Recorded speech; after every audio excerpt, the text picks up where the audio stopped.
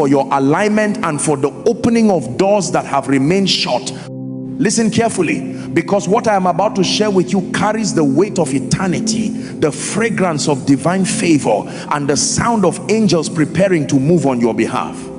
Day 23. This number is pregnant with meaning that will revolutionize how you see this moment in your life. 23 is a prime number. It cannot be divided. It stands alone. It is indivisible.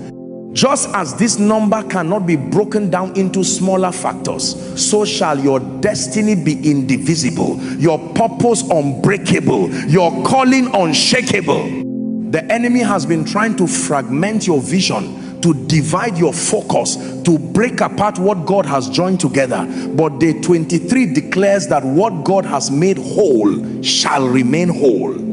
In the natural realm, 23 pairs of chromosomes form the complete human genome. Every single characteristic that makes you uniquely you is encoded in these 23 pairs.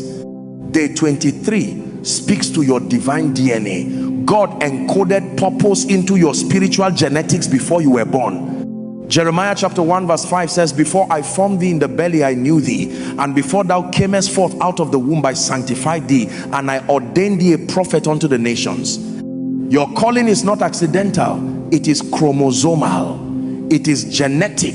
It is encoded into the very fabric of who you are. The 23rd Psalm, the Lord is my shepherd, I shall not want. This is perhaps the most famous psalm ever written, memorized by millions, quoted in hospitals, recited at funerals, whispered in dark valleys.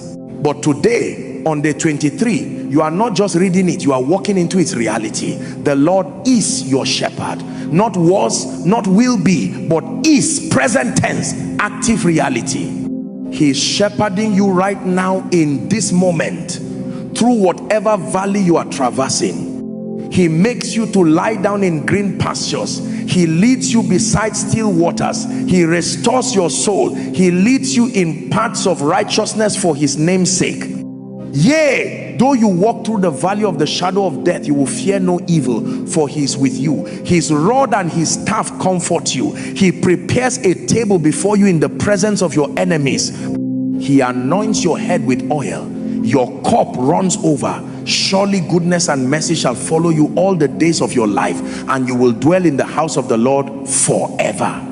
Every word of this psalm is activating over your life right now. You are not lacking because he is your shepherd. You are being led to green pastures, not barren wilderness, still waters, not turbulent floods. Your soul that has been weary, that has been depleted, that has been exhausted, it is being restored. The paths you walk are righteous paths, not crooked ways. Even in the valley, there is no fear. Even in the presence of enemies, there is provision. Even when opposition surrounds you, oil is being poured on your head. Your cup is not half empty, it is overflowing, and it is not temporary. Goodness and mercy follow you all the days of your life. I prophesy to you that day 23 marks the beginning of your psalm. 23 reality. What you have been reading becomes what you are living. What you have been quoting becomes what you are experiencing. What you have been believing becomes what you are possessing. Now watch this revelation carefully.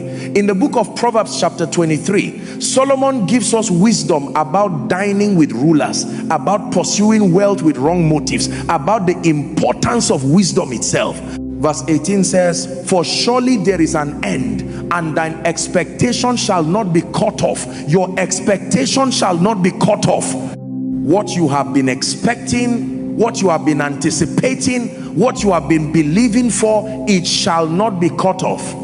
The enemy has been trying to cut off your expectations, to sever your hope, to terminate your anticipation. But God says, no, your expectation stands, your hope remains, your anticipation continues. Verse 23 of that same chapter declares, buy the truth and sell it not. Also wisdom and instruction and understanding. This is an investment command. Buy truth, acquire wisdom, purchase understanding, and once you have them, never sell them, never trade them, never exchange them for anything. Day 23 is calling you to value what is valuable, to treasure what is true, to hold on to what is holy.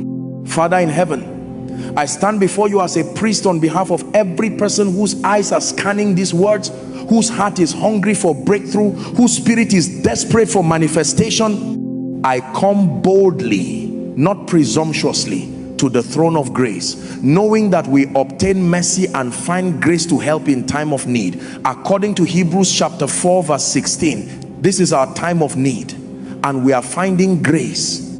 I bless you, Lord, for you are worthy of all blessing. I honor you, for you alone are worthy of honor. I magnify your